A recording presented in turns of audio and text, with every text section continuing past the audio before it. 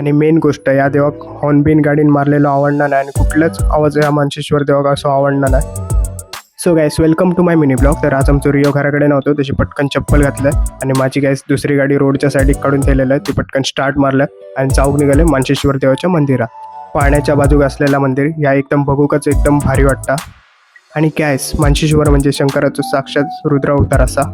तुम्ही कुठल्या पण संकटात असून ते कळकळीन जर मानशेश्वरात धाव असं म्हटलं तर मानशेश्वर देव कोणत्या ना कोणत्या रूपात येऊन तुमची मदत करता. आणि मेन गोष्ट या देवाक हॉर्न बिन गाडीन मारलेलो आवडणार नाही आणि कुठलाच आवाज या मानशेश्वर देवाक असो आवडणार नाही. आणि हे केशरी कलरचे तुमका झेंडे दिसत असतले ते मानशेश्वर देवाची निशाणी असं म्हटले आता. आणि ते जत्रे दिवशी देवाक अर्पण केले जातात.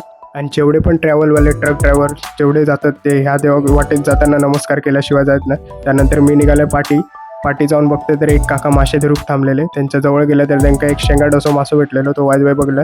नंतर मानशेश्वर देवाच्या पुलार गेला आणि तिकडलं एवढं भारी वाटवतं, व्ह्यू मस्तच वाटवतं. नंतर पुढे जाऊन बघते ते कोणतरी ओळखीचे दिसायला लागले. बघते तर माझे मित्रच होते, ते पण मासे धरू घेतले. त्यानंतर त्यांच्यामुळे वाजवाय टाईमपास केलं. आणि काय जर तुमका मिनी ब्लॉग आवडलो तर लाईक करा, शेअर करा आणि मला फॉलो करू विसरू नका. भेटूया नेक्स्ट मिनी ब्लॉगमध्ये.